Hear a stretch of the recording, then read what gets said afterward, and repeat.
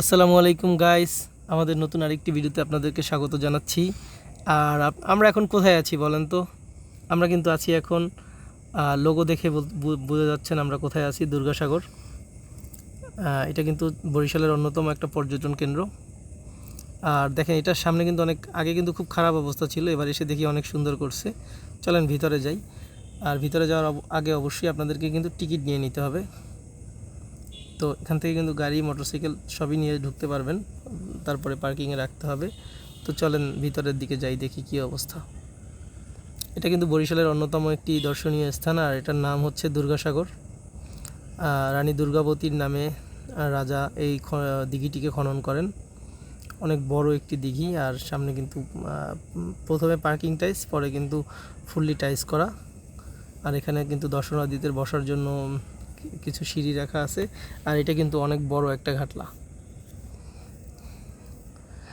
দেখেন, এটা কিন্তু মানে অনেক সুন্দর এটা, কারণ এটার বিশেষত্ব হচ্ছে আপনারা দেখতে পাচ্ছেন সামনে চারিদিকেই নদী, মাঝখানে কিন্তু একটি দ্বীপ।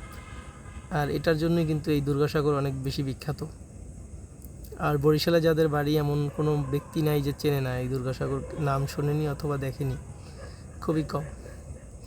আর চারিদিকের দৃশ্যগুলো আপনারা একটু দেখেন।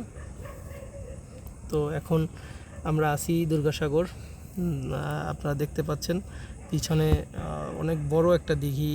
মানুষ কিন্তু এখানে হাত পা ধুচ্ছে, যারা দূর থেকে আসছে, বৃষ্টি ছিল যেহেতু।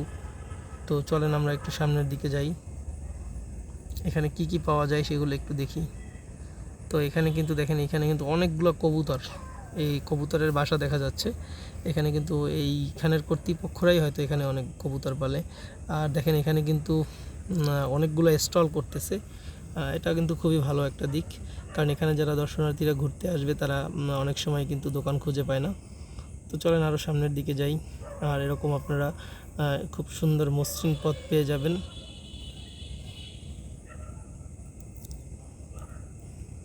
আসলে দৃশ্যটা কিন্তু অনেক সুন্দর, চমৎকার একটি দৃশ্য আপনারা দেখতে পাবেন। আর দেখেন, এখানে কিন্তু সেই বিখ্যাত ময়ূর। আপনারা সাধারণত খুব একটা ময়ূর দেখতে পাবেন না কোথাও, বাট এখানে কিন্তু ময়ূর রয়েছে। আর আমাদেরকে দেখে ময়ূরগুলো কিন্তু সামনে চলে আসছিল।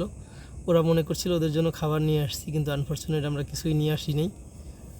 আর এই যে দেখেন, এরা কারা? বাঘ মামার শিকার, বাঘ মামার শিকার হরিণ।